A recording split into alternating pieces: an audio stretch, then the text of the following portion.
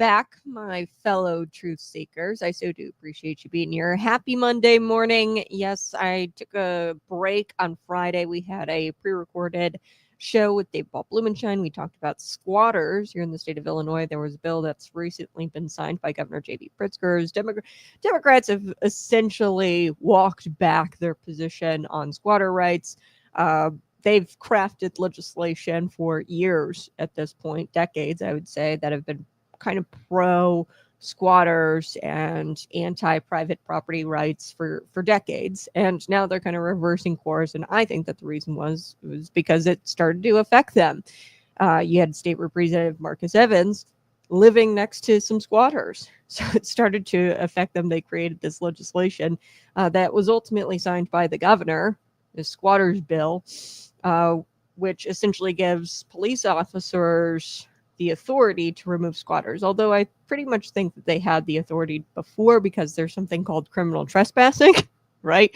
Private property rights. But this emboldens and equips, I guess, the officers, the law enforcement agencies, to remove the squatters, the police officers to remove the squatters. So if you missed that show, go check it out.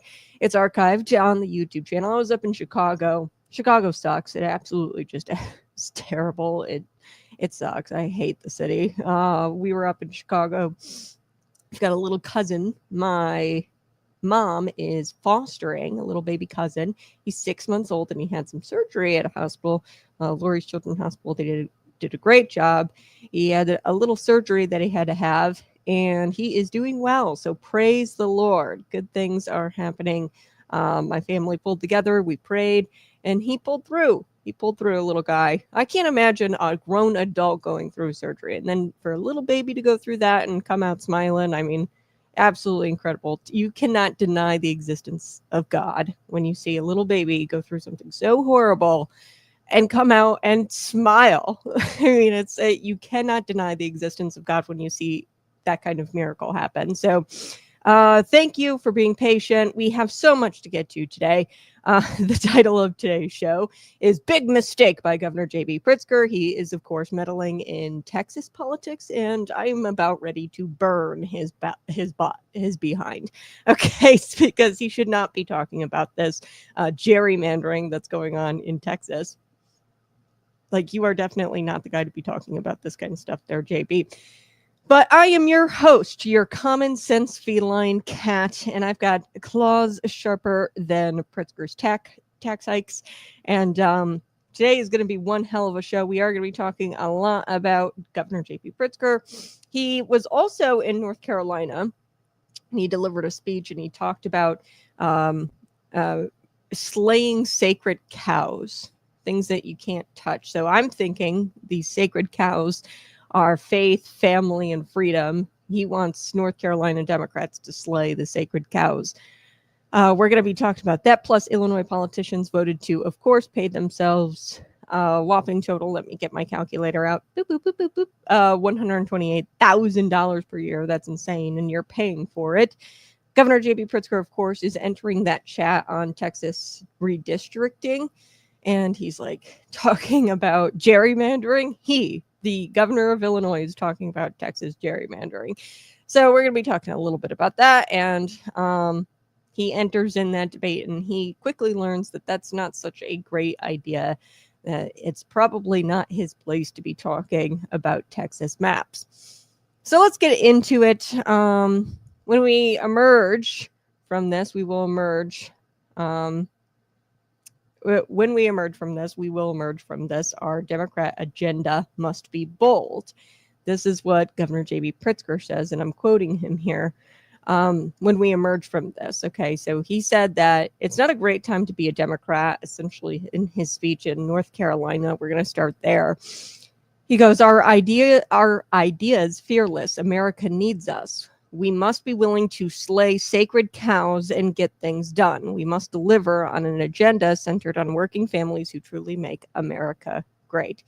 Let's take a listen to some of the clips from Illinois Governor J.B. Pritzker, his speech in North Carolina. He was the keynote speaker. Take a listen at this Democrat Party event in North Carolina. Illinois Governor J.B. Pritzker was the keynote speaker at a dinner for the Democratic Party in North Carolina.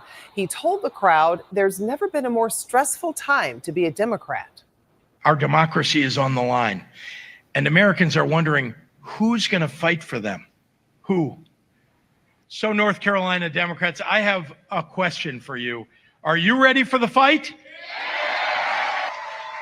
Pritzker recently announced he's running for a third term as governor, but there's been speculation he might run for president.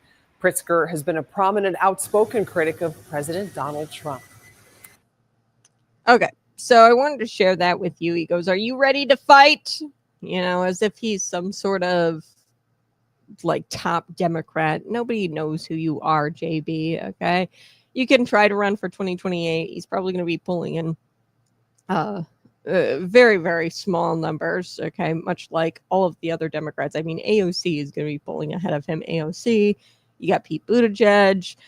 Nobody knows who Governor JB Pritzker is. He's trying desperately to get out there in the spotlight, as evident. You know, he weighs in on this issue in Texas as well, the mapping, which we'll get to here in just a second. But, oh yeah, the Democrats suddenly care about working families. You know, in that speech, he said, we must deliver an agenda centered on working families. And this is an odd thing that he said, and I really want to zero in on this. He said, we have to be willing to slay sacred cows and get things done.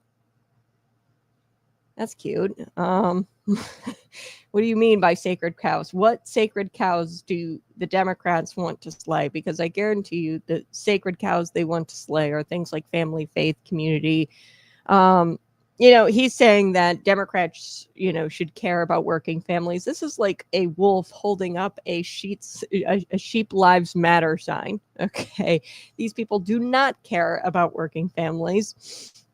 I hold tight. I am going to unpack every morsel of this speech. And, you know, here's the question that Governor J.B. Pritzker doesn't want you asking. Who really is fighting for working families? If you look at all of the evidence, who really is fighting for working families? Is it Republicans or is it Democrats? Because I think a Democrat saying we're fighting for working families is pretty much like a wolf holding up a sign saying sheep lives matter or we love sheep. Okay, a wolf saying that you are ridiculous. You are a billionaire governor, okay, who spent the pandemic locking down everybody and their small businesses, and your staff kept open your horse farm, your equestrian center. You know, he's got multiple of these equestrian centers in Palm Beach and in Wisconsin. And spoiler alert, I don't think it's you who's working for working families or Democrats. So let's start with the claim that Democrats have an agenda centered on working families. I'm going to start with that claim and just debunk it from there. Okay. If that were true, I've got quite a few questions, and I would hope that Governor J.B. Pritzker would be able to answer these. 38% in taxes on your phone bill. Okay, so say your phone bill is $100. $38 of that is all taxation. Okay, so you have to pay $38 just to call grandma on your iPhone and FaceTime her. Okay, so 38% in taxes on your cell phone bill is what you're paying. 38% of your phone or of your phone bill is just taxes. So I also want to ask him the question, why are small businesses being smothered in regulations and fees while mega corporations like Rivian or Goshen, they're raking in all of the green energy subsidies? I don't think that's really working families. Okay. And sure, you might have hiring requirements, but these hiring requirements are quite literally a joke. If you look at the hiring requirements for Rivian, for Goshen, or these mega corporations that get all these tax credits or these subsidies, these green energy subsidies, you look at it and you're like, wait a second, they're not even really required to hire people here in the state of Illinois or in the local community. They're bringing in H-1B visa workers. So tell me again that Democrats are for working families.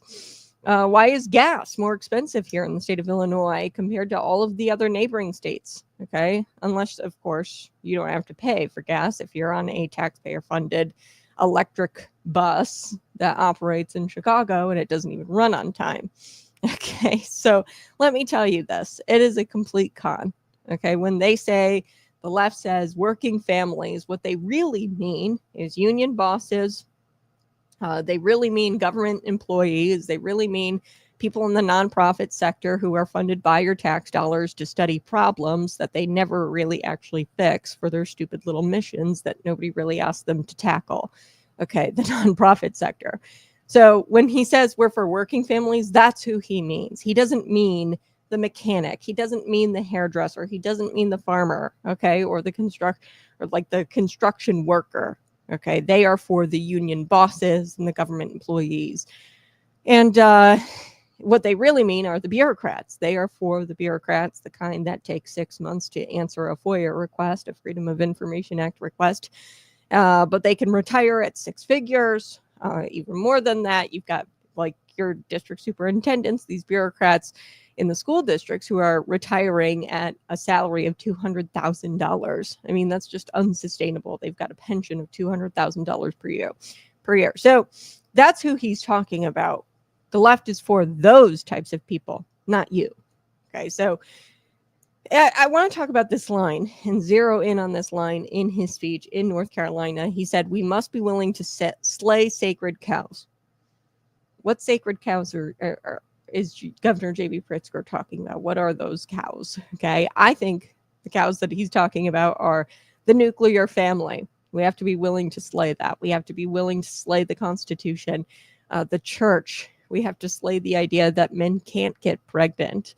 Okay, because the Democrats, they talk about getting fearless and bold, and they never mean cutting waste or cutting spending or returning the power to the people or defending the unborn. They don't mean any of that. Really, what they mean is attacking the nuclear family any chance they get and doing it in a very bold way, as bold as having young boys participate in girls' sports.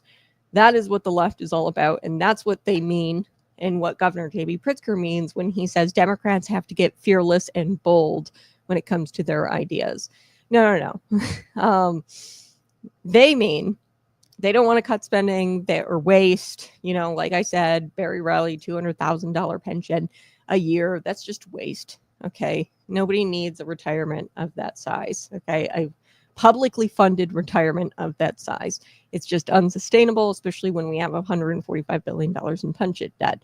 Okay. They don't mean that and helping working families, cutting your property. We have the highest property taxes. That actually just happened over the weekend. We were the second highest state in the nation for property taxes. Now we are the highest state in the nation for property taxes. And that's a direct cause of the pension debt crisis that we have. Okay. They don't mean cutting waste. They mean expanding government. We have the most units of government in the nation, state with most units of government in the nation. They mean empowering unelected bureaucrats, empowering these state agencies, silencing dissent, and rewriting the foundations of American liberty. That is what they mean when they say we have to get bold, we have to slay the sacred cows.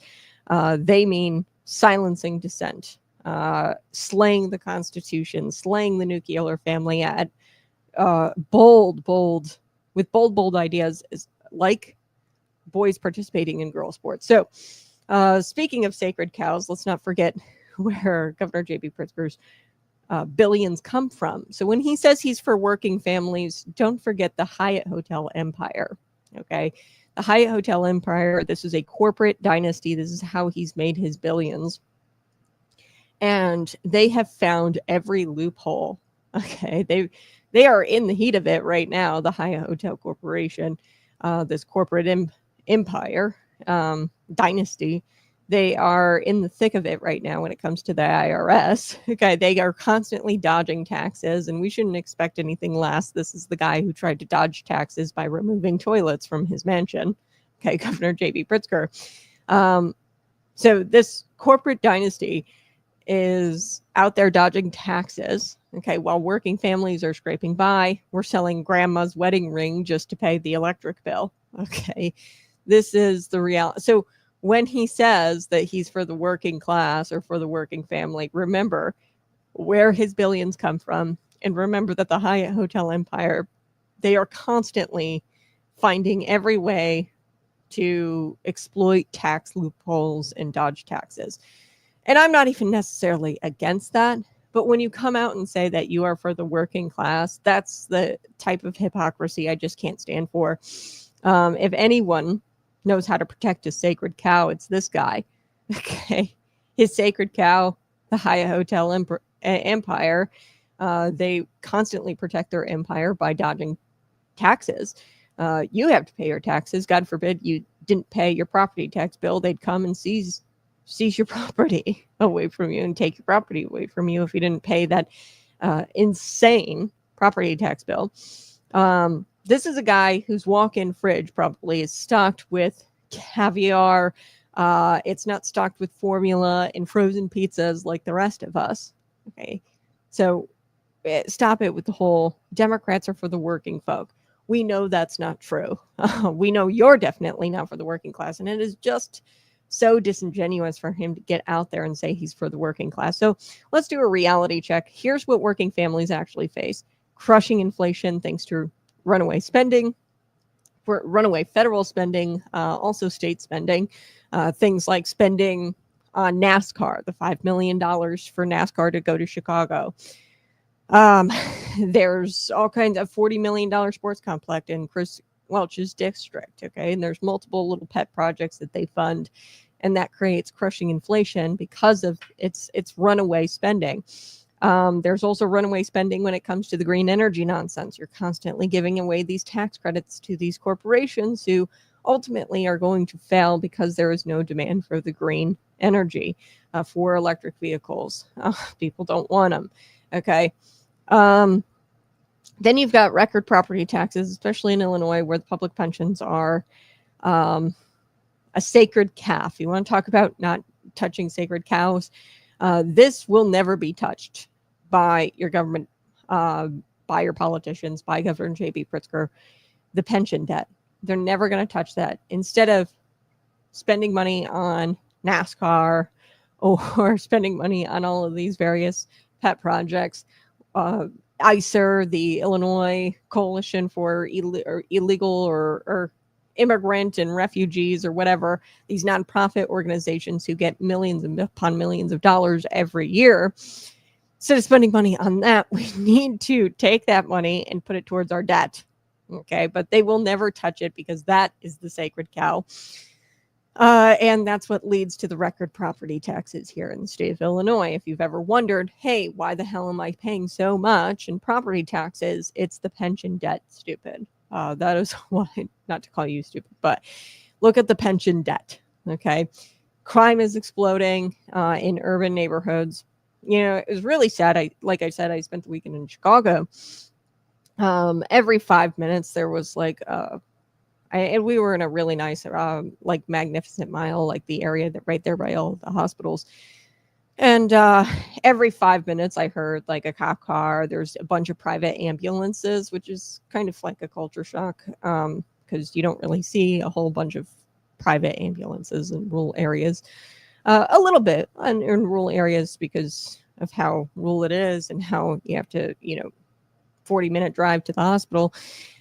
But it was like every 5 minutes there was a cop car and an ambulance, cop car, ambulance, cop car, ambulance. Like it was just sirens all day.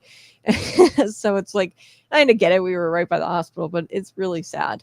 So the crime is exploding in these urban neighborhoods because the justice system cares more about the criminal than the actual victim. And what does Pritzker do? He signs bills that ban plastic bags at grocery stores or plastic containers in school districts. He pushes gender ideology in school districts, boys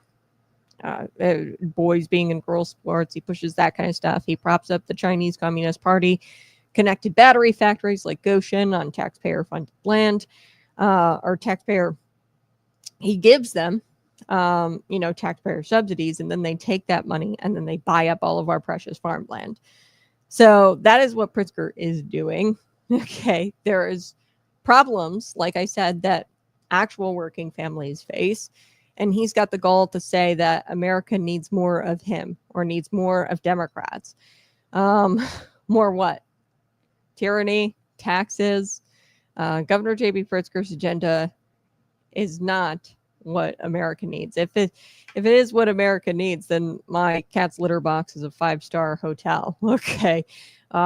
You're ridiculous if you think that Pritzker's agenda is what America needs, and we should not be taking that nationwide. Clearly, his agenda has played out here in the state of Illinois, and what do we have to show for it?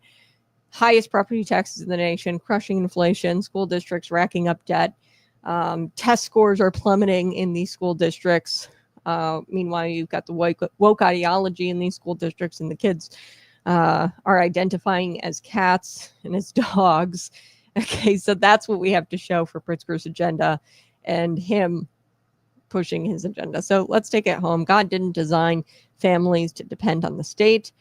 He designed them to be self-governing. He designed families to be self-sustaining, to be rooted in their community and rooted in their faith. And the real sacred cow that he is after is the American family. Mom, dad, kids, faith, freedom, and responsibility. Those are the types of sacred cows that he wants North Carolina Democrats and Democrats everywhere to slay. Okay.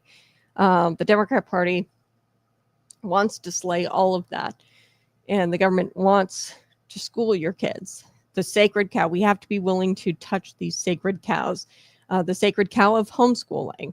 Okay. They attempted to do that just this past legislative session, to go after homeschooling and regulate homeschoolers. The government wants to parent your children. They want your church to bow down before Caesar. They want your paycheck to be funneled into programs that call men birthing people. Okay. So that is what Illinois is doing with your tax dollars. God doesn't make mistakes. There are two genders. He made family sacred. He made work a virtue, not a punishment. And he didn't appoint Governor J.B. Pritzker as a high priest of Illinois. Okay. So he wants to come out there and say they're fighting for working families. He's not working for fighting for working families. The Democrats aren't fighting for working families. The consultants who write his speeches are not fighting for working families. The lobbyists in Springfield who are slithering around like snakes, they're not working for working families. I'll tell you who is. It's you. You're working for your family. The Christian dad who's working overtime to pay for groceries. The single mom rejecting the government bribes in exchange for her vote. She's not taking the welfare program. She's not taking these. She's not being subject to the slavery that is government dependency. The grandparents who are praying for their country to return to the truth. Those are the people who are fighting for working families. And it's us, every single voice, still willing to speak the truth without fear. Those are the people who are fighting for working families. And you don't need bold new Democrat ideas. You need restoration of old, time-tested truths. The truth is, children do better in a home with a mom and dad. They do better in school. Children do better in a homeschool setting. Children do better in private school settings.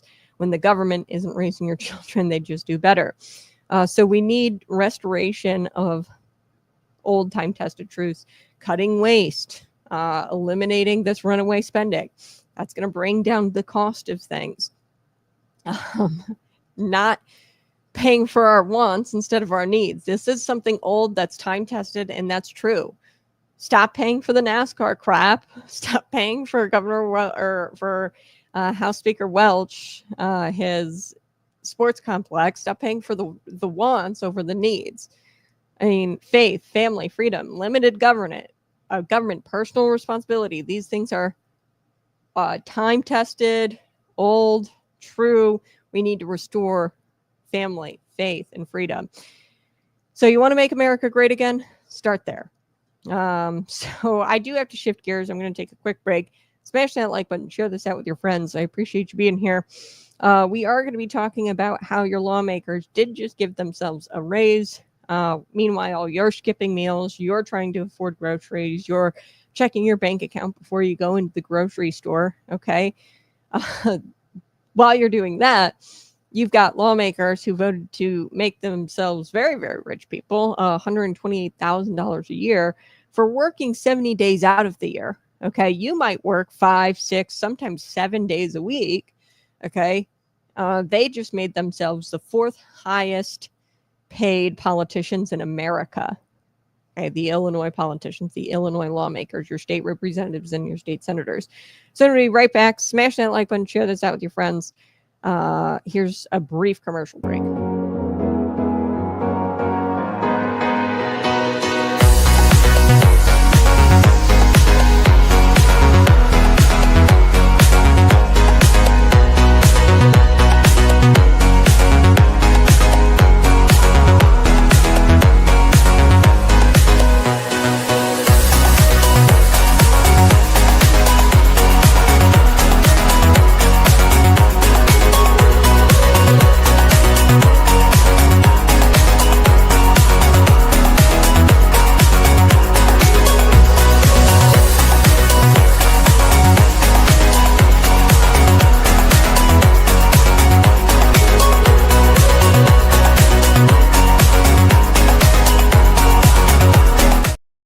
Hey, good morning. You're listening to Conservative Cat. Smash that like button, share this out with your friends, and subscribe.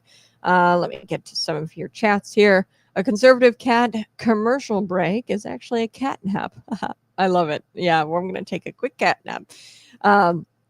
Yes, thanks so much for, don't forget, working class families like independent truckers, independent contract workers, yes, your freelance writers, I'm afraid freelance busting. Democrats threaten to freelance bust independent contractors. Yes, they are just independence in general, and personal responsibility. That is why the Democrats are so against independent contract work and 1099 employees. Let's get to this. 4th highest paid politicians, $128,000 a year. Wouldn't that be nice to make if you were making, or if you were just working 70 days out of the year? 70 days out of the year. Okay, that's when they're in session. You might work 7 days a week, 365 days a year. You might work 5 days a week. You might work 6 days a week. You actually show up to work. They show up 70 days a year. Okay, so let's dig in, folks, because somebody has got to speak up for the working family. And it's clearly not the people who are under the Capitol Dome in Springfield. They're not going to be speaking up for working families anytime soon. They're just going to keep voting to give themselves raises. So their base salary is $128,000, or $98,000. So you're probably wondering, Kat, where'd you get the 128? Well, there's perks and there's leadership bonuses, and they could make up to $128,000.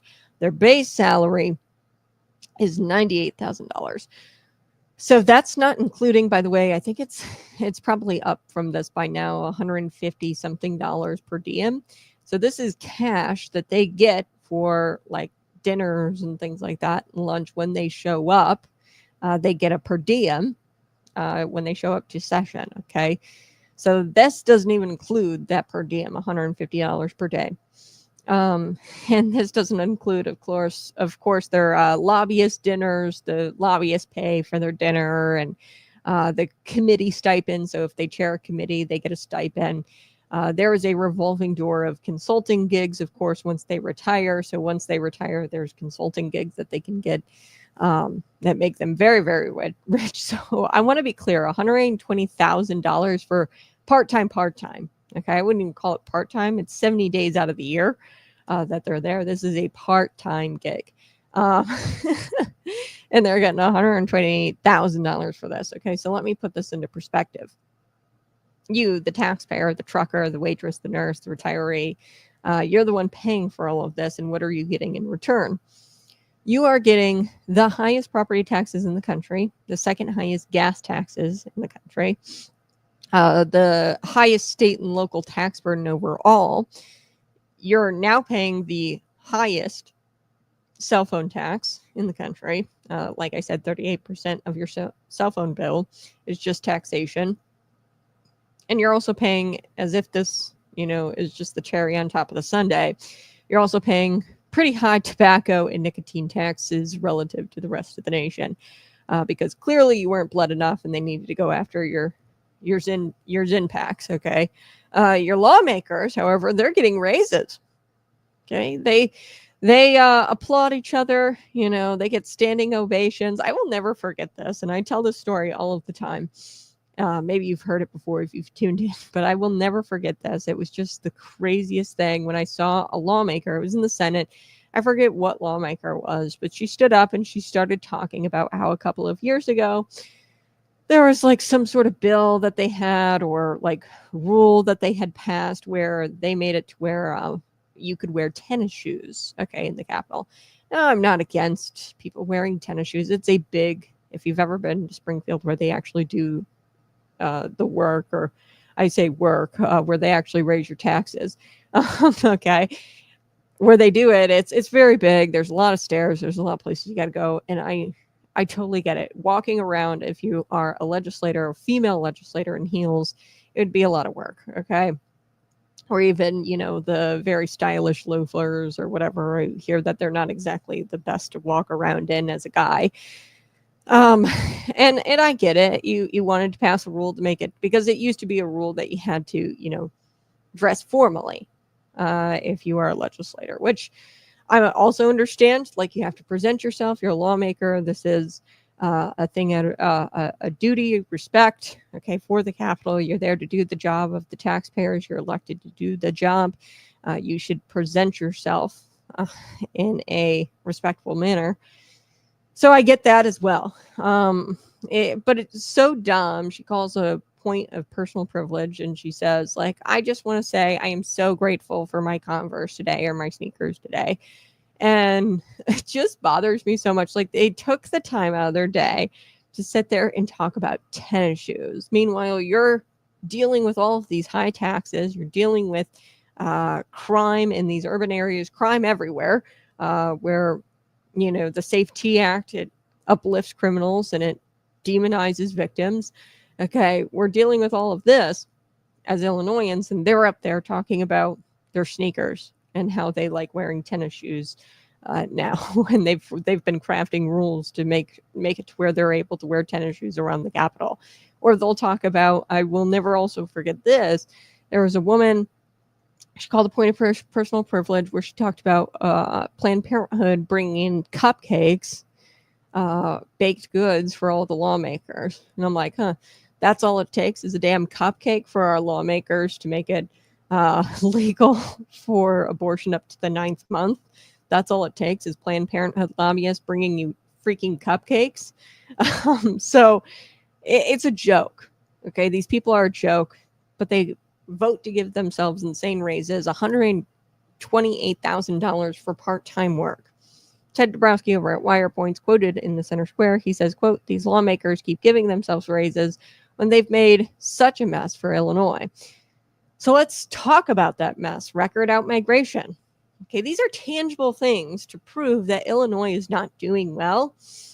So why the hell would you give yourself a raise if there's a bunch of tangible items here that I'm going to walk you through that show that Illinois is not doing well? Okay, in the private sector, if your company's not doing well, nobody gets raises. Okay, record out migration, family businesses fleeing from Illinois. Okay, like it's a house on fire. Okay, people are leaving. Unemployment is higher than the national average. Our unemployment is higher than the national average. Crippling debt from pensions. Okay, and they refuse to reform the pension debt.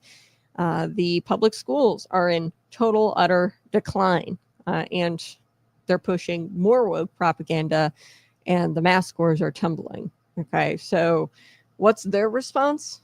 All of this tangible items. These are just facts, okay, about Illinois. What's their response? The lawmakers, pay us more. We need to pay ourselves more. So you and I would be fired from the private sector for this kind of level of incompetence, okay? If there was a store, okay, let's just say Home Depot, and you were working at Home Depot, And there was an out-migration where people did not want to be in your store, and people were fleeing from your store. They weren't buying anything. People didn't want to work at your store. So unemployment at your store at this Home Depot is at an all-time high, right? Nobody wants to work. Say, Home Depot, they paved a brand new parking lot and they're in a bunch of debt for this brand new parking lot, and they weren't able to pay it off. Say Home Depot, their employees are supposed to take tests, about the products that they have. And they fail those tests all the time. They have no idea what their products do, where their products are at, what aisles they're in.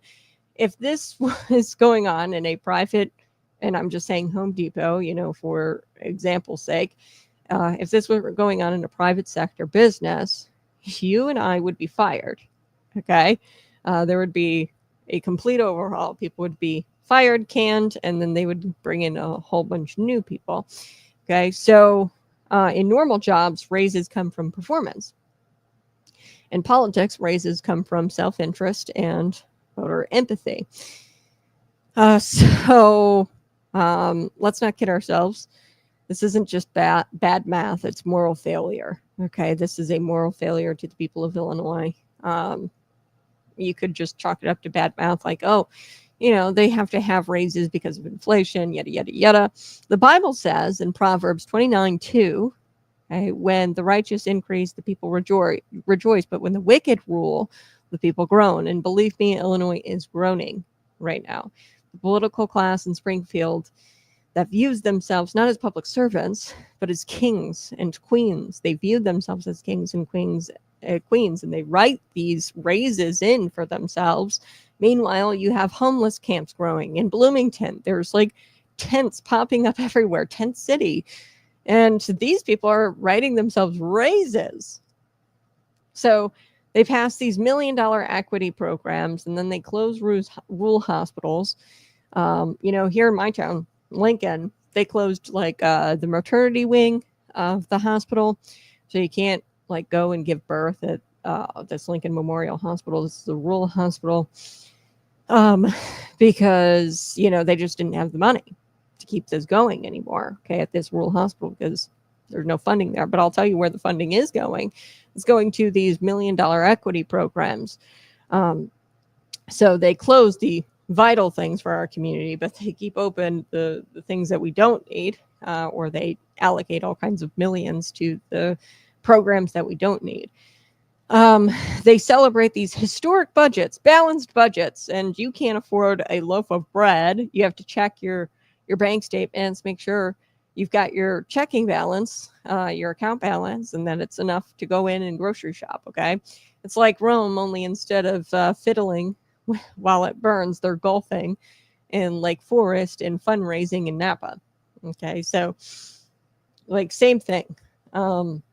These are kings and queens, and they view themselves as kings and queens and not as public servants. If they viewed themselves as public servants, they'd understand that $128,000 for a salary is a bit outrageous when you're only working 70 days out of the year.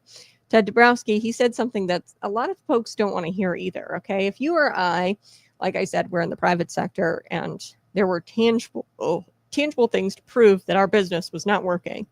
Okay. We would all get fired and they would hire in brand new people. Okay. The uncomfortable thing that you don't want to hear is that really this is the fault of the voter. The voter needs to be smarter, more engaged, and they need to take action and fire everyone. Okay. When you've got these tangible items that prove that the state of Illinois is a complete mess, there's no reason to keep any of them there. So he's right. Ted Dabrowski says it's the fault of the voter. The voter needs to be smarter. They need to be more engaged, and they need to take action.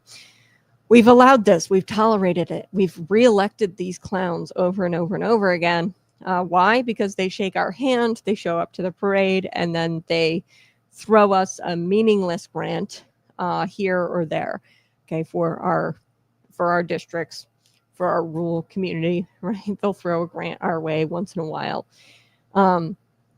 It's not enough. Where is the righteous anger? Where is the primary challengers? We need to primary all of these Republicans who, show up to the chicken dinners and show up to the parades and shake our hands, but absolutely do nothing to fix the big issues like our pension debt, like our property tax burden, our state and local tax burden, to fix our cell phone bills, right? They don't do any of the heavy lifting. Okay, they'll just work it out to where you get a grant, maybe for like a tourism bureau in your district, or a grant to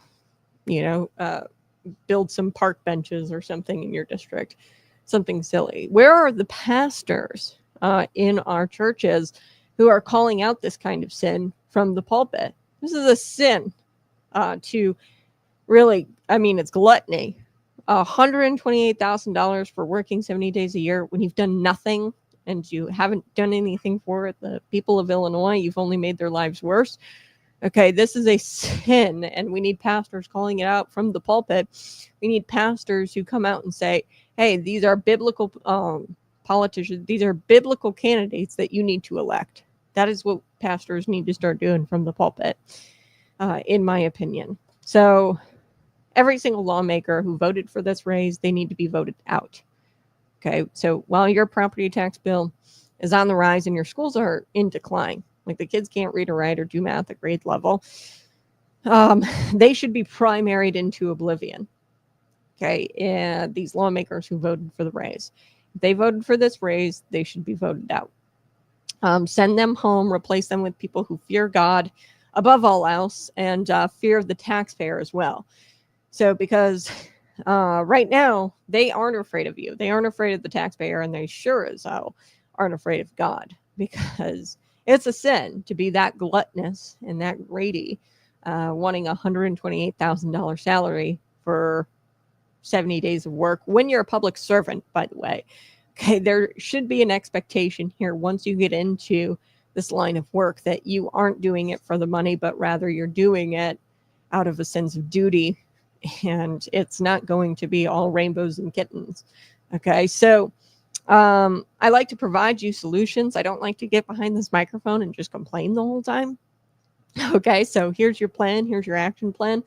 Figure out who voted for this. If you need help figuring that out, I can help you. Send me an email anytime, conservativecatparker@gmail.com. Learn how they voted, and if they voted for this pay hike, vote them out. Call them directly. Call them out publicly. Write on their Facebook pages.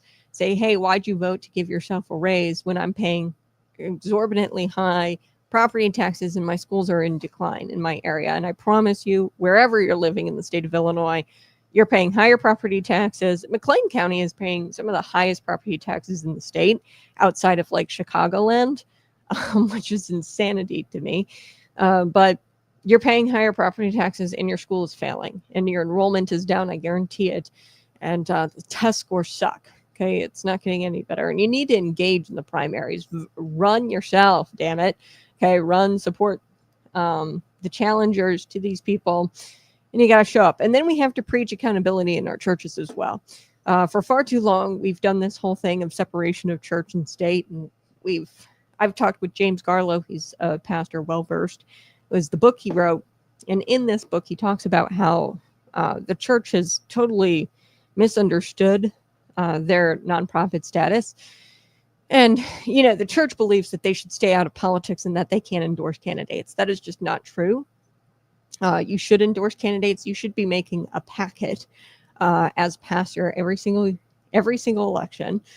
You should be making a packet to where you tell your congregation who the biblical men and women are who are running for office, and make it very, very plain for them. We need to make it to where our churches are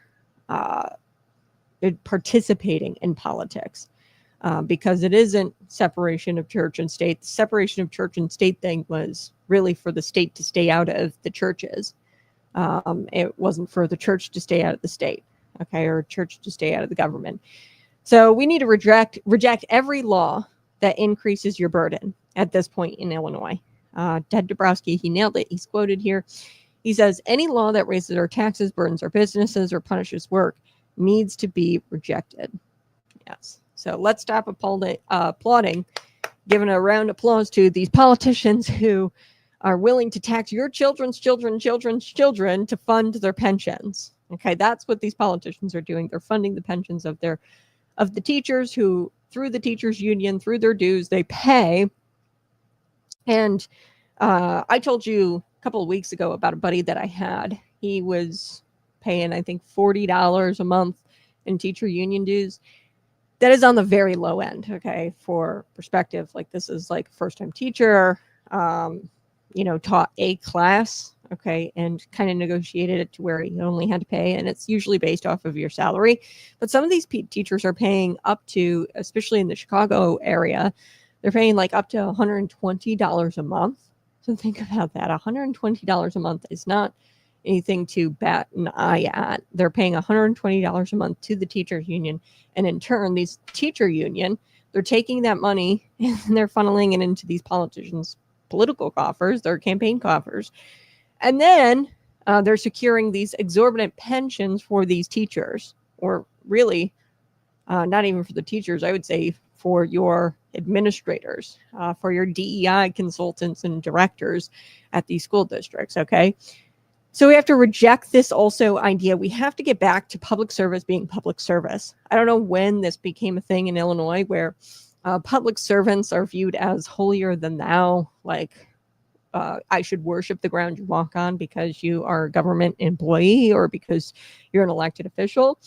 Public service doesn't come with first-class perks, okay? And just because you are a public servant doesn't mean I have to worship the ground you walk on. Okay, so we have to build a movement that's local, that's vocal, and that's moral. And I think that it starts in our churches. So your pastor should be coming out with thick packets that tell you, hey, this is who you vote for in this election. That's where we should be at. This is the biblical man or woman in this district who you should be voting for. And we have to take our state back from the money changers in the temple. So if we don't, they're going to keep leading us dry. And they're going to keep flying first class to these conferences titled Equity in Government 2025. You know they're doing that. They're participating in these ridiculous conferences where they eat caviar and, smoked salmon on their biscuits, or whatever. And they're participating in these conferences and they're flying first class. This is not public service. You are stealing and bleeding us dry. So enough is enough. I do want to switch gears. We are going to be talking about Governor J.B. Pritzker. Today's show is titled The Big Mistake. Governor J.B. Pritzker, he, of course, is meddling in Texas politics. And I am going to burn him so bad because Democrats, they have bursted into this fit of hysteria. Not just Governor J.B. Pritzker, but Governor Gavin Newsom. Other Democrats have started to throw a hissy fit over President Donald Trump saying that he'd like to see Texas redraw their congressional maps ahead of the 2026 midterms. I think it's funny because some of the worst offenders, so Governor J.B. Pritzker, he is the worst offender, I think, in America when it comes to gerrymandering. And I'm going to pull up some of these maps and show you how bad it is here in the state of Illinois when it comes to these gerrymandered political maps. And they gerrymander for political advantage. And I'll show you just how they do that when I pull up a congressional map here in just a second. But Democrats have consistently been the worst offenders of this, okay, gerrymandered maps. Specifically, Governor J.B. Pritzker is the worst offender in America. So there's already a special session underway in Texas where they are going to be responding to Governor Greg Abbott's order. He is ordering change to the congressional maps in part due to the concerns raised by the DOJ, the Department of Justice, over the legality of 4 districts. Okay, so Governor Greg Abbott is in the right. He is the governor of that state. The DOJ has raised concerns about the legality of these 4 districts in Texas. So there's going to be a special session where they address the concerns about those 4 districts. Not surprisingly, there have been fireworks. Okay, so come back. I'm going to take a quick little brief break, a cat nap, if you will. No, I'm just kidding. I'll be back pretty soon. It's just a short break. I'll be back, and we're going to be talking about the Democrats who've been losing their mind over this little redistricting thing that they're going to be doing in Texas probably during this special session, because the DOJ has said, hey, these 4 districts are out of legality. And cue the Democrat meltdown. We're going to be right back. You're listening to Conservative Cat.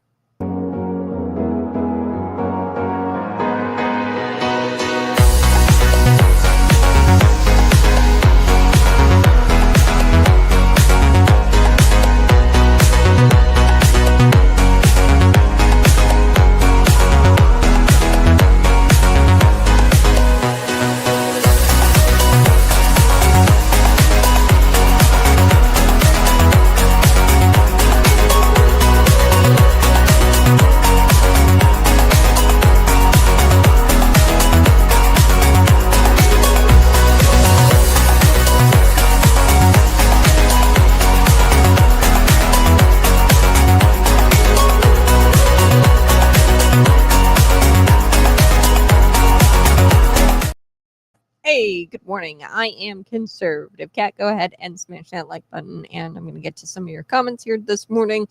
These exorbitant taxes are nothing but legal thievery.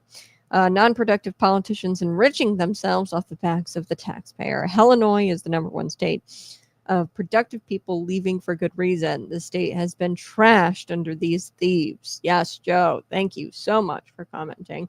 I couldn't have said it better myself. You are 100% right.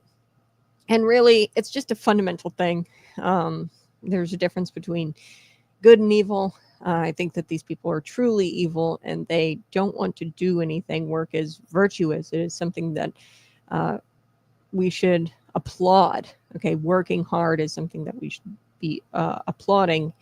And these people don't want to work. They want to get rich quick. And that is something that's unbiblical. The Bible speaks about getting rich quick and how that is wrong. These quick, rich fixes is not something that I forget the exact Bible verse, but if you gradually build your wealth and you work hard towards wealth, you are righteous. You are working towards a righteous life. And these people are not righteous. So thank you for commenting. I do want to get to the Democrats who are melting down, because not surprisingly, there have been fireworks over Governor Greg Abbott in Texas calling a special session to address the maps. Okay, because it looks like the legality of these 4 districts has been called into question by the DOJ. Donald Trump would like to see the map redone ahead of the 2026 midterms in Texas. So one Democrat candidate for Congress, Isaiah Martin, had a meltdown during the House Redistricting Committee last week, resulting in a rather dramatic moment where he had to be forcibly removed. This congressional candidate, a Democrat, Martin, who was running in a special election for a seat that was formerly held by the late Sylvester Turner, was later arrested because he had this meltdown during this committee hearing. House Minority Leader Hakeem Jeffries and California Governor Gavin Newsom, they are among the Democrat leaders. I use that term loosely because they're not true leaders. They are currently in meltdown mode because, Newsom, I'll tell you an example here. He said 2 can play at this game, and he has actually been exploring redistricting options for California, though that's going to be impossible to do. I'm not going to get into the, details of that. Maybe tomorrow I will if this continues to be a story, but it's going to be pretty much impossible for him to do that, redistrict the state of California. But he said 2 could play at that game. Gavin Newsom is melting down. Hakeem Jeffries is melting down. New York Governor Kathy Hochul is melting down. She floated the idea, as well as Gavin Newsom, of redistricting her state. Illinois Governor J.B. Pritzker, though, who, like Newsom, is positioning himself to be a 2028 contender, I believe, for the presidential election. He himself entered into the redistricting chat in Texas, and he said that Texas Democrats, he's going to vow to help Texas Democrats to fight back. Okay, so Democrats are sounding the alarm, and it's past time that we all pay attention. That is what Governor J.B. Pritzker said on X. He said they're sounding the alarm, and it's past time that we all pay attention. MAGA Republicans are trying to rig the game to give Donald Trump more control. We can't let that happen. That's what J.B. Pritzker said on X. Illinois stands with you, and we are ready to fight back. Well, that wasn't such a great idea there, JB, because we have the receipts of who you are and what you've done. Democrats have controlled the Illinois congressional district maps for decades. Republicans have argued for a long time that the maps are not fair and that they are politically gerrymandered. The 2021 map actually snatched 2 seats from Republicans, giving Democrats control of 14 of the Illinois 17 districts, okay? So there are 17 districts in Illinois, congressional districts, and out of all 17, 14 of them are to Democrats, 3 of them are to Republicans, okay? Well, so let's zoom out. Pritzker said that he wants Texas Republicans to be fair in their redistricting process. So infuriating, especially for you if you are an Illinois Republican, if you've run in a race. They have cried foul. Illinois Republicans have cried foul against Pritzker and the Illinois Democrats for redistricting the map to favor their party for years, for decades now. These state Democrats have the morals of a tomcat. That is what Illinois Freedom Caucus Chair, State Representative Chris Miller said. He told Axios that. He said they will lie to the public, just like the last map that they drew. They said it was the fairest map that has ever been drawn in Illinois, and that is laughable. It really is. And bruh, I am going to show you these maps, and I'm going to point out, because a lot of people, like, their eyes, I think, begin to glaze over when you start talking about gerrymandered maps, because it gets into politics, and a lot of you are not really interested in that because, you know, you got lives, you got things you got to do. But I do want to show you one of the maps, okay? So this is not something that looks fair, and I'll tell you why here in just a second. But this state, your state, JB, has screwed people and Republicans by drawing these garbage districts to maintain control. I've never seen such an insane district. I think that Illinois is the worst culprit of this, gerrymandering. So these districts, they've drawn around, and you'll see it here. So look at this finger. I mean, that's the best way I could probably describe that. It almost looks like a middle finger to you, okay? That blue splotch right in the middle there. I'm going to explain this. So, let me see. I mean, it kind of sucks because I can't see like what counties are included in this, but what they do, they encompass like all of the major cities. So this is definitely East St. Louis and a lot of Democrat-controlled cities, probably the Champaign area. I don't think that quite gets into Peoria. I think this one, the blue C-looking thing that scoops down and probably includes bits of Bloomington, bits of Peoria. And what they do, they try to find these major cities, and they try to, you know, draw Republicans out of their districts by creating these new districts that include major cities, which traditionally always lean Democrat, okay? So this is totally unfair, okay? They draw these insane districts, and they connect counties that should never be connected.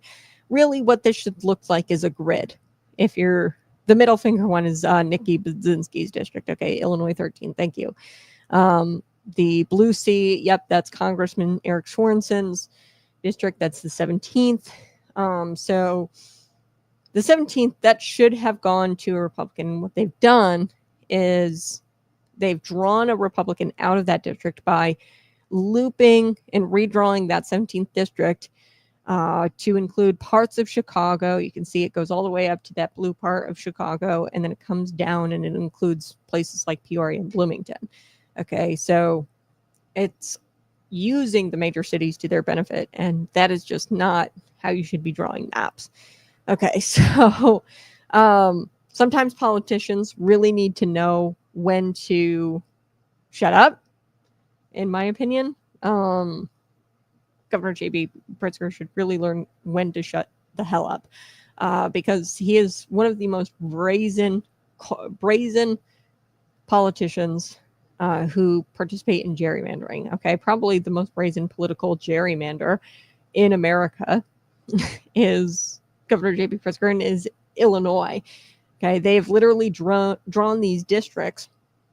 Like I said, look at this. This looks like a middle finger to you, like this one right here, the 13th. Rockford, Peoria, and Bloomington is what the 17th has. Yeah, Rockford's up there. Peoria, Bloomington, they like carve out these major cities and give these major cities to Democrats. And that's not like, because think about this. No, somebody in Rockford or somebody in this like northern part of the state is going to have absolutely nothing in common with somebody in central Illinois.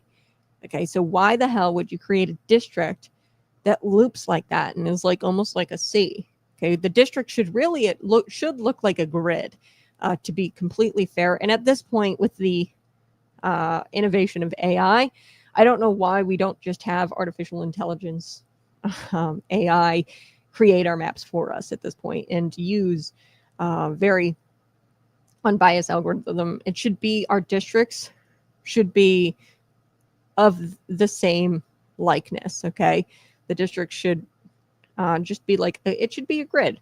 So I want to be clear. Let me look at this. Democrats, they won 82.3% of the seats with their map, despite only getting 52.78% of the vote. Okay, so that is just straight up gerrymandering. Like, there's no way around that. Like, it's just straight up gerrymandering at that point. They got 82% of the seats. Like I said, 14 out of the 17 seats, congressional seats, and they only got 52% of the vote. Okay, that just goes to show you it's very, very gerrymandered. So Democrats like J.B. Pritzker are totally hypocrites when they're talking about redistricting. They love gerrymandering. And what's beautiful about this is that Governor J.B. Pritzker, unlike Kathy Hochul out of New York, you've got Governor Gavin Newsom out of California talking about how they're going to like fight fire with fire, and they're gonna like two can play at that game, and we're gonna redistrict our maps. Like, unlike those two governors, Illinois Governor J.B. Pritzker can't retaliate against the Texas Republicans by redrawing his maps, because guess what? They've already cheated the maximum level. Like, I don't know how much worse that map could get. So they've already cheated to the maximum. The GOP should go full speed ahead, especially in Texas. They're talking about doing it in Florida as well. Full speed ahead, and they should be creating a more even playing field. Specifically, I want to talk about North Carolina today, because this is fascinating as well. We were going to talk about North Carolina. Governor J.B. Pritzker was there delivering a speech. The Democrats have controlled the General Assembly for over 100 years, had controlled the General Assembly for 100 years, and they gerrymandered. Okay, brazen gerrymandering for that 100-year stint. And they, including the infamously litigated New York District 12, Congressional District 12. Okay, so it's heavily litigated. They was suing going on over this district. And it was never represented by a Republican, this District 12. Like that map I showed you of Illinois, those blue districts, they will never be represented by a Republican ever. It's designed that way because it includes all the major cities, and we know that urban people vote for Democrats. And they're drawn that way on purpose to secure it for a Democrat. So in North Carolina, there was a district, District 12, never represented by a Republican. So guess what happened? Over 100 years, Democrats had control, gerrymandered, right? They had a stronghold on this District 12. It was very heavily litigated, that District 12. Republicans tried to get it to where that district wasn't as gerrymandered as it was in the courts.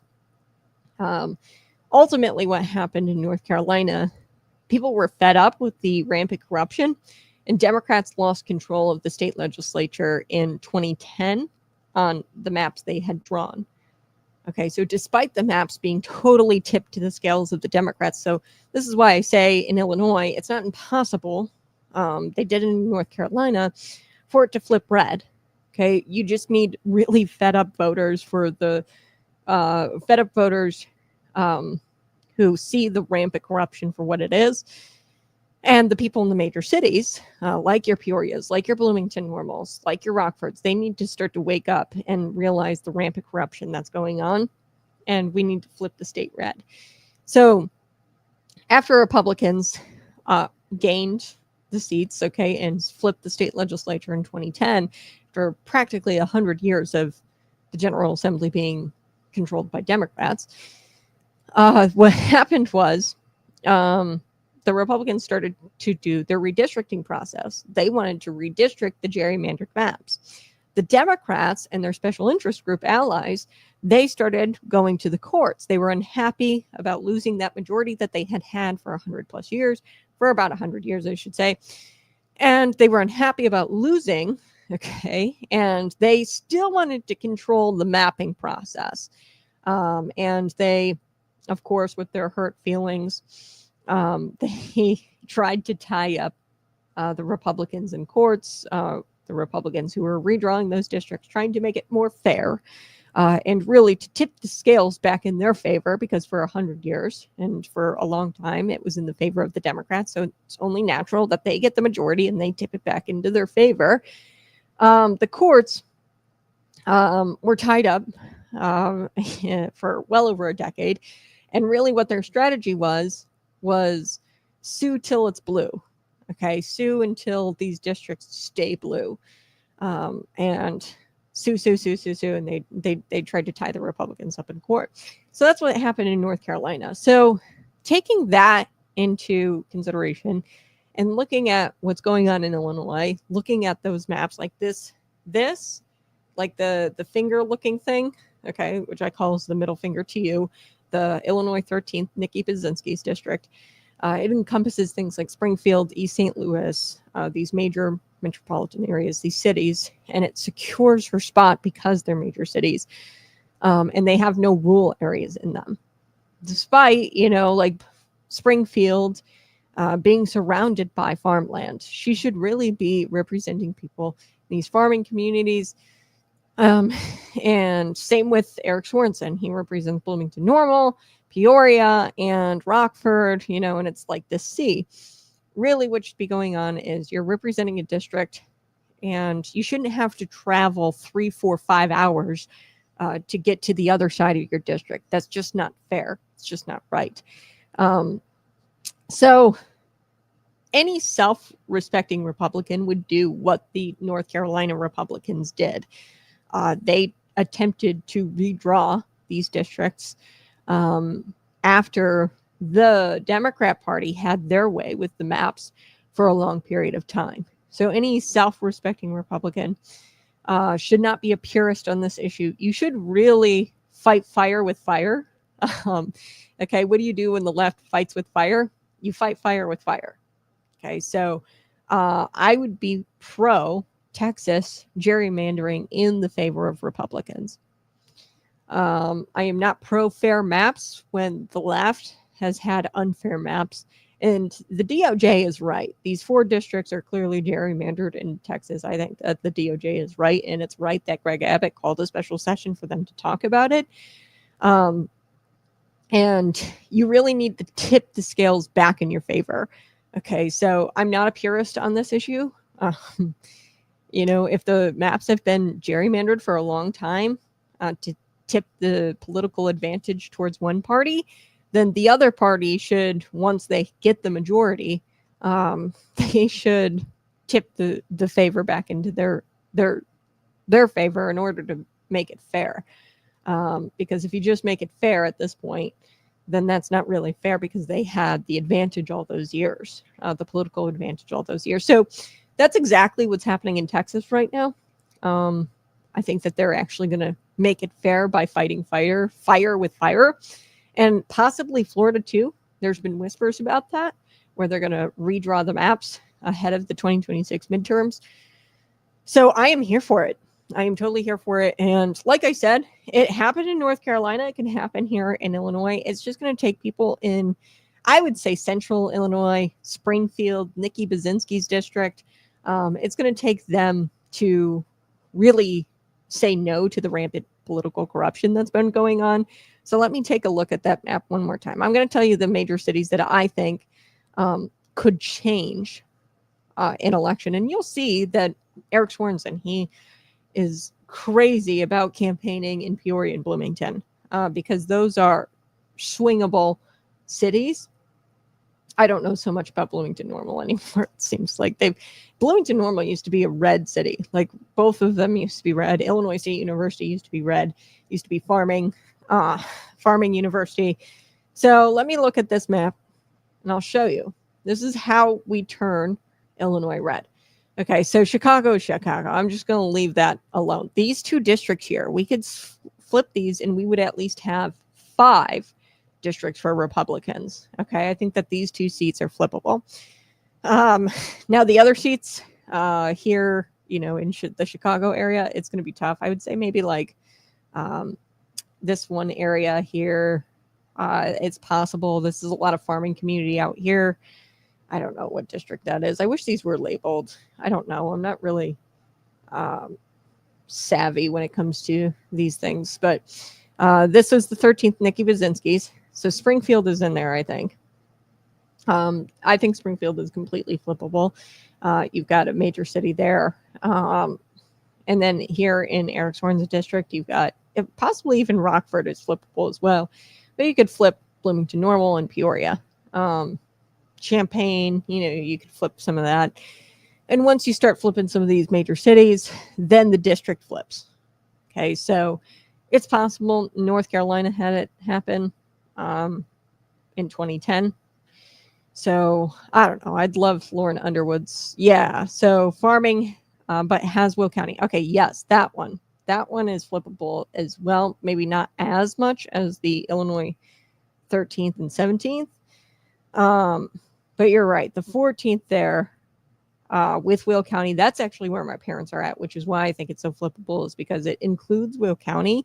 But there's a lot of farming that goes on in Will County and rural people. So, but like I said, I think that the map, it should really just be a grid. Okay. Like, there's no reason for, these districts to be as large as they are. It's hard for a congressman to travel 3-4 hours from the bottom of his district to the top of the district. It shouldn't be like that. You should be in a district where everybody's kind of from the same background, because life in Chicago, being that I was just there this weekend, is totally different from life in Lincoln, Illinois. Okay. And we should be represented by somebody who gets it. Okay. So if you elect a congressman to represent Lincoln, Illinois, and Chicago, which is essentially what this map looks like. I mean, if you elect somebody to represent Bloomington Normal and Chicago, it's not going to be fair to those in Bloomington Normal, because you have to represent the people in your district. And if you're representing the people in Chicago, you cannot possibly represent the people in Bloomington, because they are totally different worlds. If you go to Chicago, you'd know that. If you know Chicago, it's a totally different planet. It's nothing like Central Illinois. Okay. So problem with Illinois 14th, a weak Republican candidate. Yeah. Well, and that's one thing I would say as well, is a lot of these Northern Republican parties, and I'm probably going to get in trouble for saying this, they are ridiculous. Okay, they're a joke. Like Will County Republicans, DuPage County Republicans, some of these Northern Republican Party districts or Republican Party entities, they're kind of a joke. And they don't put forward grassroots, true conservatives, biblical people. They put forward, like, a lot of the time, these like lawyer types, super highly educated, which there's nothing wrong with that. but they're holier than thou. They don't have this ideology that public service is exactly that, public service. And they get into it thinking that they're going to get these cushy consulting jobs after service, okay, after serving as an elected representative. So it's really unfortunate when you have, you have a candidate problem. Yeah, candidate quality is a huge problem. The further north you go, I would say the candidate quality gets worse and worse. It's kind of impressive. So I wouldn't even say, like, in my area, I actually really like my state rep and my state senator. Do I agree on everything? Absolutely not. Do I think that they're uber conservative? No, not as conservative as I'd like them to be. But they are quality candidates. They're smart, they're sharp, they know what they're talking about. State Representative Bill Howder and State Senator Sally Turner. There's no reason really to primary them at this point. And the Logan Republican Party understands that because it's a quality. I would say that, Logan Republican Party, it's not the best, but it's definitely not nearly as bad as the further north you go. So if you were to go to the Will County Republicans or the DuPage County Republicans, the further north you go, the candidate quality is poor. Okay, so Logan County, they can evaluate and assess the quality of their candidate, and they won't primary candidates that are good. Okay, a lot of the time you'll have as the further north you go, these candidates who enter the fold and they primary each other. And there's no reason really for a primary if you've got a quality candidate in there. But you'll have people who primary a bunch of these Republicans who are quality in these, these northern districts. And it just gets really annoying because it gets messy. And I'm totally for primaries, but they tend to get very crowded with people, and you just wind up getting like really low quality candidates and nobody you really want to pick. You don't want to pick anybody. You like hold your nose and you're like, I guess I'll pick this one. Mark Rice in the Illinois 8th, James Martyr in the Illinois 14th week. Yeah, I mean, I like James Martyr. He's good, but he hasn't won. I think he's run a couple of times. And as a Republican Party, you've got to assess if that candidate is going to win. And it's just truly unfortunate because you'll get a good candidate sometimes in these northern districts. Like, you'll get a quality candidate, but then you load them up with consultants, and then they wind up being a piss poor candidate, and nobody really wants to vote for them. So it's like this vicious cycle. The further north you go in Illinois, the Republican Party quality goes down. The further south you go, the better it gets. Martyr has run in 2 election cycles since 2016 and lost every 2 years. Yeah. I have this rule of 3. I would say one more time, and I think he might be running again. This rule of 3, if you run a third time and you don't win, then you're just not a quality candidate, and the people have spoken in the Republican Party. But like, after 2 times, you probably have got to start to consider as a Republican Party. I don't know what county he's in. I like James Martyr. He's a nice guy, but you've got to put forward a candidate who's going to win. And the Northern Republican parties just don't get that. All right. I got to take a quick break. Yeah, he's running again in 2026. I thought so. So after this one, if he loses this one, it's time to pack it up and go, right? I think. Kendall County. Yeah. It's just tough as a Republican in Illinois. But I want to make sure I drive this home. It's possible. They did it in North Carolina. It switched in 2010. But Republicans have got to start playing or fighting fire with fire. And once they get the majority, they've got to redistrict the maps to be in their favor. Because for far too long, Democrats have had the stronghold on that gerrymandering maps and tipping the maps in their favor. So it's time for the Republicans to fight fire with fire. I had to take a quick break, but you're listening to Conservative Cat. I'll be right back.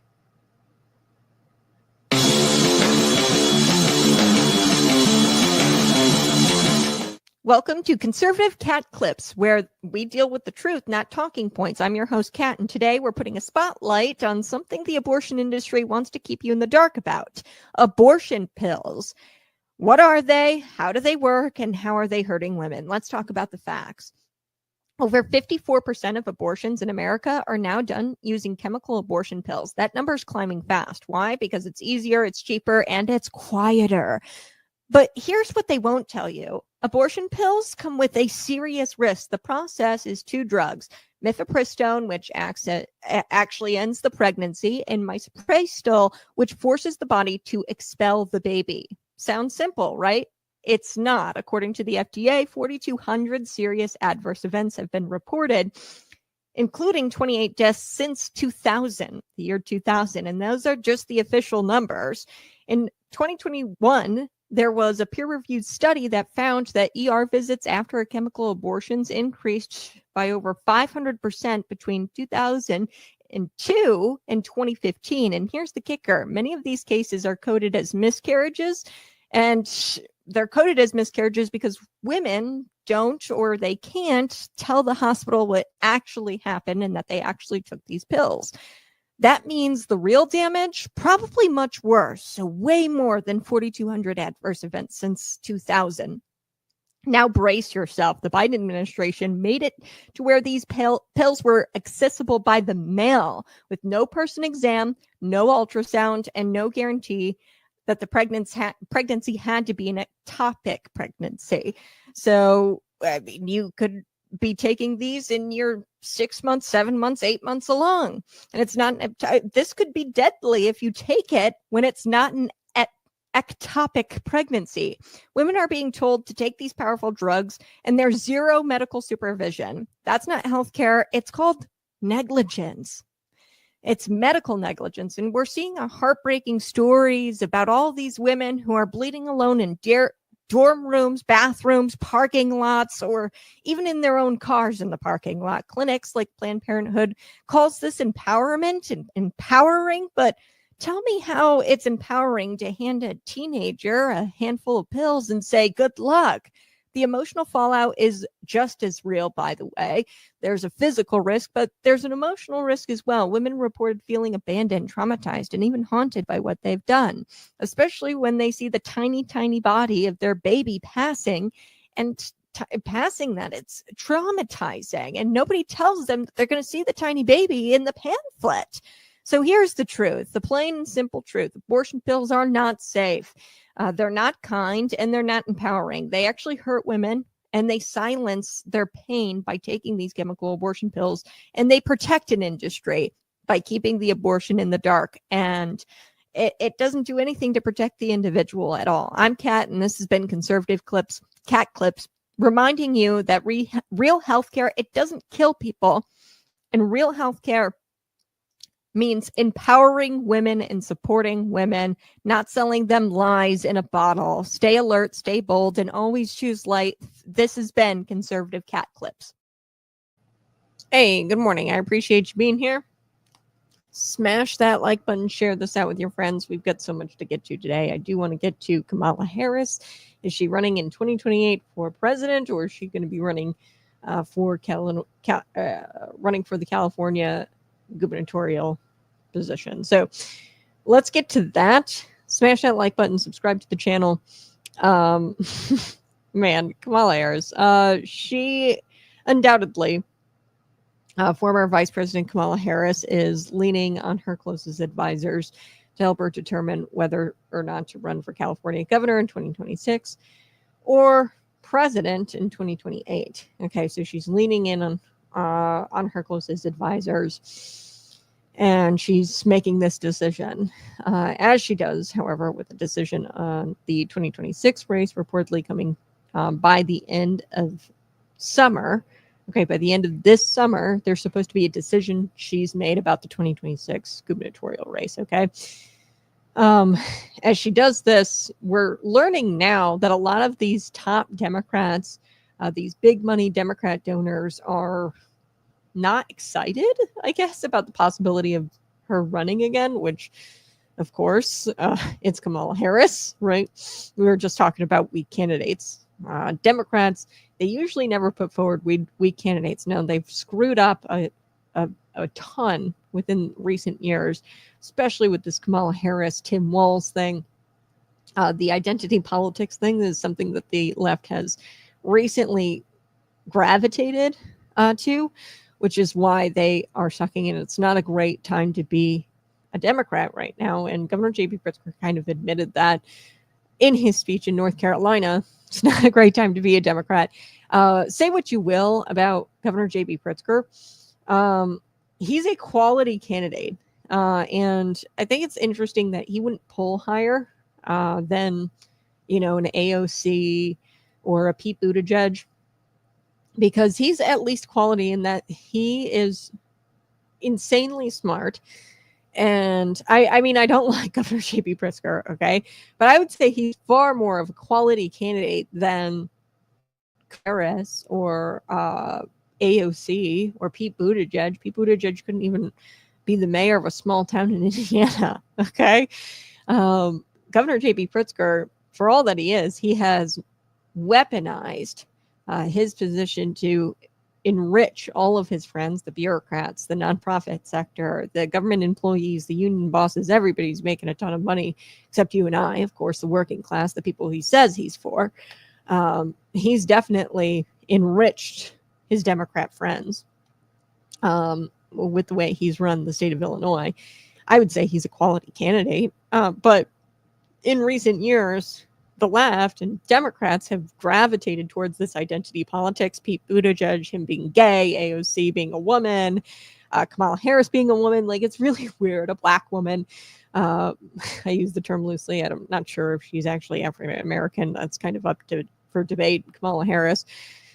But there's a possibility that she's going to lead or try to lead California, and several major donors in the state, like Governor J.B. Pritzker. It's so fascinating to me, like, that he isn't polling higher or wouldn't poll higher, because he's done so much for the Democrat Party. Like, it's kind of embarrassing at this point. Like, he's simping for the Democrat Party. He's got this Think Big organization where he has donated billions upon billions and dedicated all kinds of resources to try to get these pro-abortion referendums on the ballot in states like California, or not California, Florida. I mean, through his Think Big organization. Okay, so at a national level, when he doesn't have to, he's tried to bolster Democrat, like, abortion, and he's tried to get those out there, those Democrat tenants out there. And it's kind of sad, because he's really simped over this party, and this party has neglected Governor J.B. Pritzker and has not seen him as worthy. Okay. So several major donors in the state of California are telling Politico that they fear the reemergence as a candidate, Kamala Harris, and they think that it would reopen wounds from her defeat in 2024. Further, some prominent Democrat political figures in California with whom Kamala Harris has had a complicated history with, are also weighing in, including former San Francisco mayor and the ex-state assembly speaker, Willie Brown, whom Harris had a relationship in the mid-90s with while Willie Brown was married, suggested in a recent interview, he suggested that she may not want to run for governor. I think it will be difficult for her to win that job. That's what Willie Brown says. So interestingly, some Democrats, California Democrats, are dodging the Harris 2026 question. They are dodging it. They are passing it off like a hot potato. They really don't want to answer it because everybody knows she's not a quality candidate. A quality candidate would be J.B. Pritzker, in my opinion. I think he's terrible. But for what Democrats want, which is the complete takeover of the world and tyranny and enriching their friends, the union bosses, the nonprofit sector, which is what the Democrats is all about. They're all about the government public sector class enriching themselves.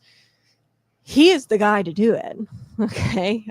But they are passing this question off like hot potato. They are refusing to comment. Some others are kind of giving these lukewarm comments.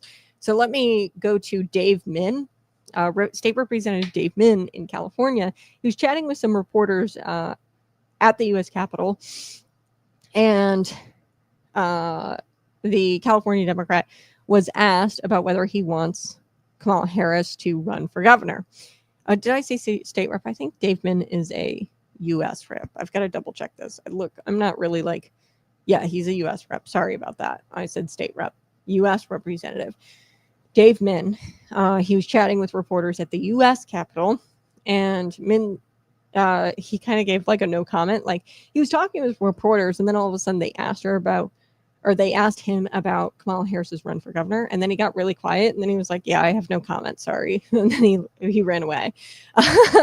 So when asked what he thought what Kamala Harris should run for, or about her re-election prospects, or about the 2026 race, he said, "I have no comment on that, sorry," and then he bolted onto the House floor away from the reporters. Now, U.S. Representative George Whitesides, another Democrat freshman, from California, who beat an incumbent Republican by only 8,000 votes. So this is somebody who is in California, not going to have an easy go at it come re-election time. Okay, this is going to be pretty tough for him to win re-election because he won by the skin of his teeth. Okay, he took a long pause before answering the question about former Vice President Kamala Harris running for governor. He goes, quote, "I welcome her to the race. I'm just really focused on my own race, but if she feels called to do it, then that's her prerogative." That's what he told CNN, Whitesides. So the fear among Democrats in the state, according to the CNN report, is that she could bolster, kind of galvanize Republicans in 2026 and hurt the vulnerable Democrats in these more competitive races. So the competitive races being, definitely Whiteside's race, where he won just by the skin of his teeth, barely. And Harris critics, few of whom will put their names out there, by the way, put their names to their own complaints, are doing their own math. She would probably win if she runs, they say, but she doesn't generate the enthusiasm that you would hope to try to get the other Democrats or these weaker Democrats across the finish line. So anybody you put out there for a statewide race has got to be strong enough to where they're going to carry the other Democrats across the ticket. So, for example, a lot of people just vote top of the ticket, or they'll vote for the top of the ticket, and then they'll just mark whoever is at the top of the ticket. If they've got a D or an R across or by their name, they're going to vote D straight down the ballot, or they're going to vote R straight down the ballot. Okay. So, for example, Donald Trump, a wonderful candidate. This is why we won the House and the Senate 2024. He's a fantastic candidate, and he has the enthusiasm behind him. So people, what they did, they voted Republican at the top of the ticket, president, because they like Donald Trump, and then they just voted straight R's down the ballot. Okay, so you need a candidate like that. If they hate Kamala Harris, they're going to show up to vote, and they're going to vote against Kamala Harris and vote for the Republican, and then they're going to vote down ballot for all the Republicans. Okay, that's just how people vote, how non-educated, how non-informed voters vote. So you definitely want somebody who generates enthusiasm. She's going to fire up Republicans to go out and vote against her. Okay, because she's that unlikable, and she's going to potentially drag down vulnerable Democrats like Min and Whitesides here, as well as you have the state assembly that they have to worry about, California, the state Senate, where a lot of these Democrats don't have votes to spare because Democrat is run like a complete hellhole, and people are already pissed, okay, in California. So needless to say, the national battles emerging over a possible mid-decade congressional redistricting happening in red states like California, or red states like Texas and Florida, like I talked about earlier, ahead of the 2026 midterms. Democrats in California are going to want to put who they have, their best candidate, their best foot forward. Okay. They are not going to want to put somebody in there who's going to hurt Democrats, especially because we are going to have some of this redistricting potentially in Texas and in Florida. So this is not the time to be putting low quality candidates forward if you're in a Democrat run state. So, yeah, the governor's race, you don't want somebody in there who's going to hurt you. Now, I don't want to give the Democrats a playbook into how to win. I say put Kamala Harris forward and then lose. I would love to see all the Democrats lose down ballot if they put Kamala Harris forward. So my hope is that they do put Kamala Harris forward, because that would be the best outcome for all of us. Now, I do want to get to this Russia collusion story, because much like the Jeffrey Epstein saga, this story won't go away. I'm kind of annoyed with the Russia collusion story because nothing is ever going to happen. People keep calling me and asking me, like, hey, Kat, do you think that Obama is going to get arrested? No, I don't. I really just wish the story would go away. Not that I am not pro calling out these people, but we already know what these people did to President Donald Trump, and that this was a complete hoax. We've known it for years now. Since 2016, I knew it was a hoax.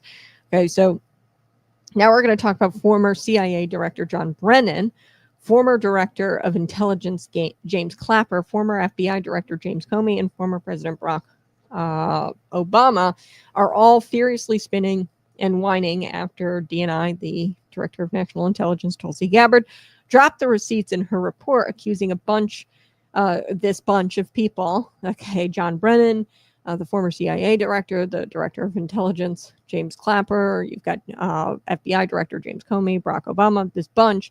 She accuses them of a years-long coup and treasonous conspiracy. In her report, they totally did manufactured an entire hoax in order to bring down their nemesis, Donald Trump. We know this, okay? But now there's another name that has come up that you need to know. John Bolton. Okay, this was the NSA, the National Security Advisor, who served in Trump's first term. Real Clear Investigations reporter Paul Sperry. If you guys haven't seen this Twitter thread, go check it out this morning. I'm going to break it down for you and just kind of summarize, but I highly recommend. This is a longer X post, like Twitter thread, and it details how he believes Bolton was eager to participate in the plot.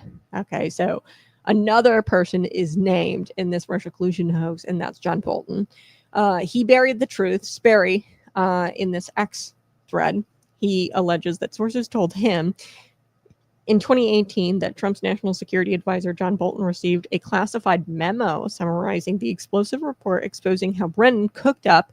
So John Brennan, the former CIA director, he cooked up Putin-Trump intel, okay, but Bolton stuck it in a NSC safe and never briefed Donald Trump, believing the Brennan intel. Okay, so that means that John Bolton took the side of the Brennan intel, which was totally cooked up, that Trump and Putin were colluding, okay, and trying to steal this election or whatever, that they were attempting to swing the election in Trump's favor, that Trump was a puppet or whatever. Okay, so he never briefed Donald Trump on this.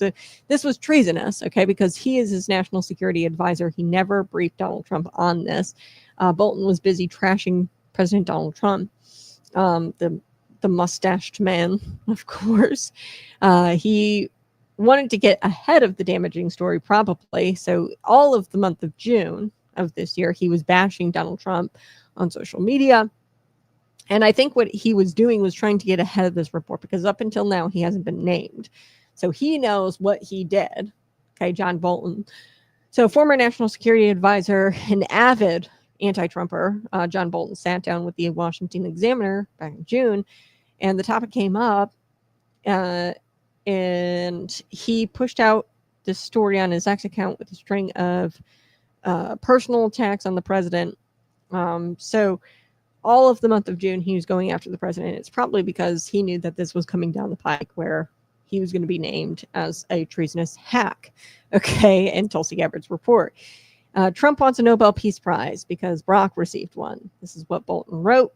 He won't get it for solving the Russia-Ukraine war. He tried unsuccessfully to claim credit recently for the India-Pakistan ceasefire.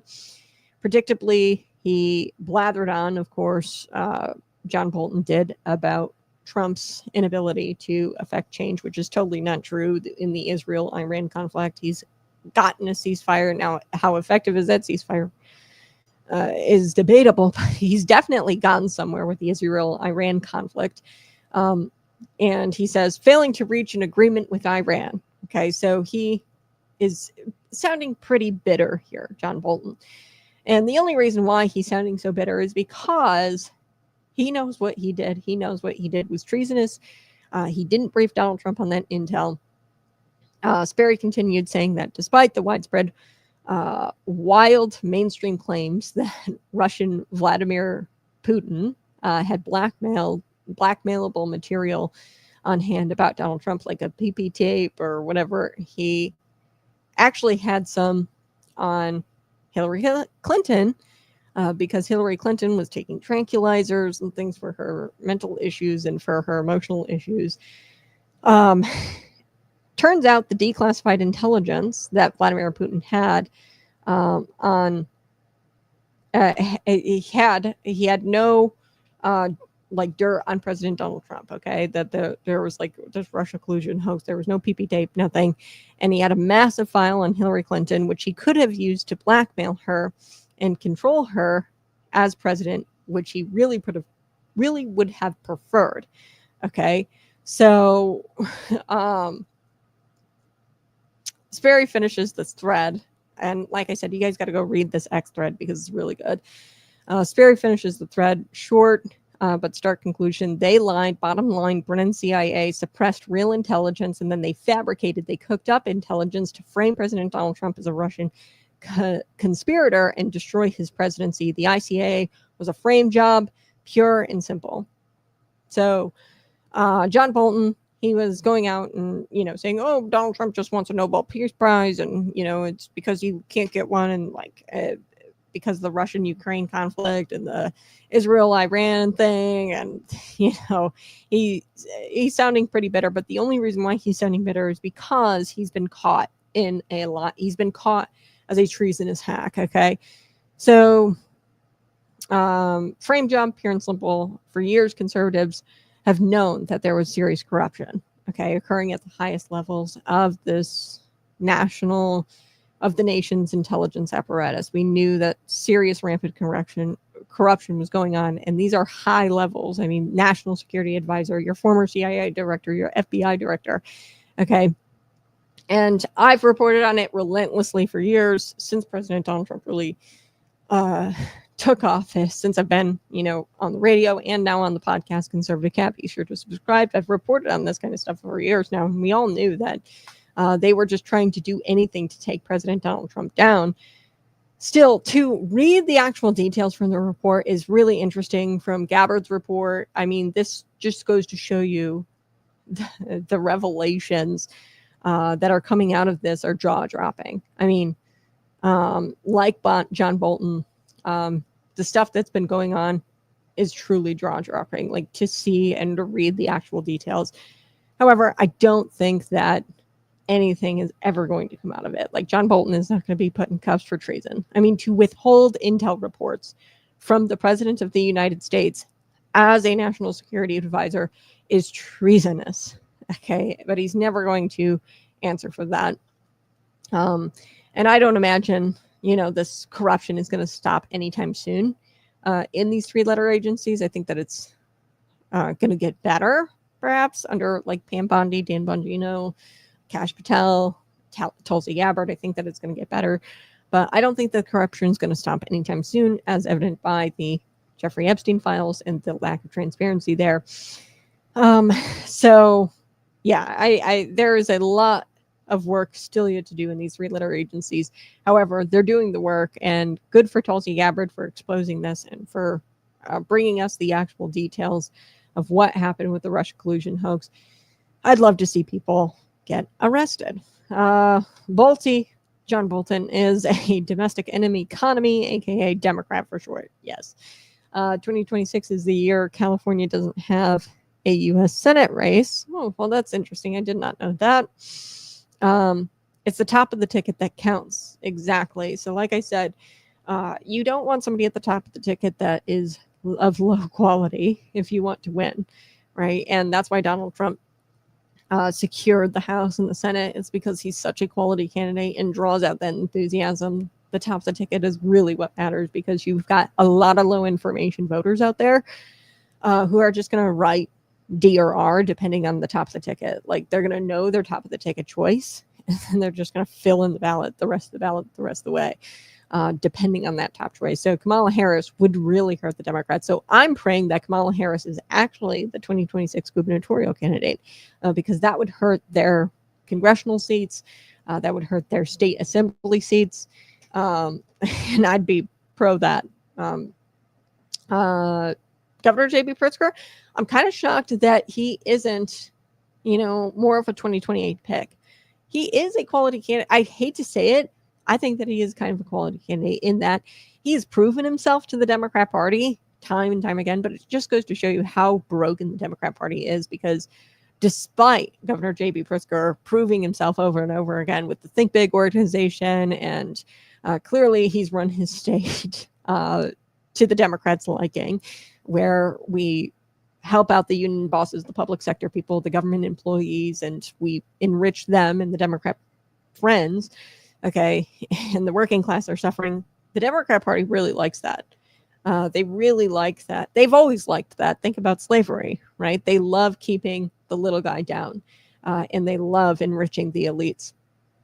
They're the party of the elites. So the Democrat Party should be like really applauding Governor J.B. Pritzker, but instead they've gravitated towards like identity politics, and AOC is like the top contender for 2028. So it's kind of embarrassing. Like, I feel really bad for JB. Like, at this point, he really needs to like have an awakening and accept Jesus Christ as Lord and Savior, bend his knees, repent. Okay. 2, I think that he needs to become a Republican after he's truly repented. And I think he needs to walk away from the Democrat Party because he's useful. I would say if he were to use all of his talents and treasure for the benefit of the Republican Party, he would be a great asset. He's truly got to repent, and he's truly got to become, somebody for the working class. But could you imagine if Governor J.B. Pritzker spent half of the time working on behalf of the working people that he does for the elites and for the union bosses and for the people that he wants to enrich? If he were to just switch that, I mean, he would be the best. He would be the best governor.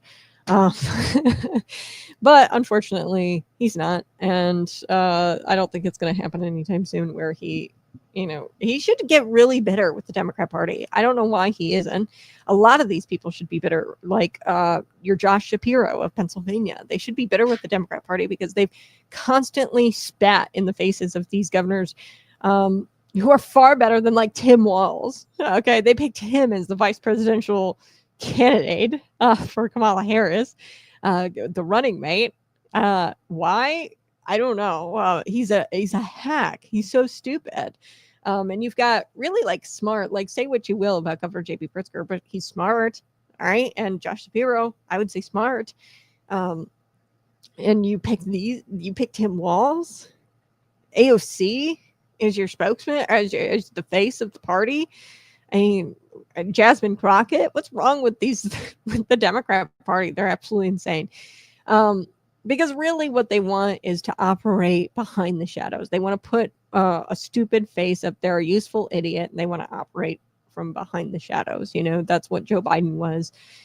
And they've got this entire bureaucracy that's operating in the shadows, and they don't want to be out there in the spotlight. So they don't want anybody up there who would threaten their establishment that they've created. And they want to be able to throw out the useful idiot and continue operating in the shadows. That's why they would never put somebody like J.B. Pritzker or Josh Shapiro or anybody who's actually competent forward as a candidate, because they love operating in the shadows, and they don't want anybody to threaten their power that they've got. And a J.B. Pritzker threatens their power. Josh Shapiro threatens their power. That's why they weren't vice presidential picks, and Tim Walz was. All right. Smash that like button, subscribe to the channel. I'll chat with you guys again tomorrow morning, bright and early, 6 a.m. to 8 a.m. It's a daily show. And yeah, I love you guys. Bye-bye.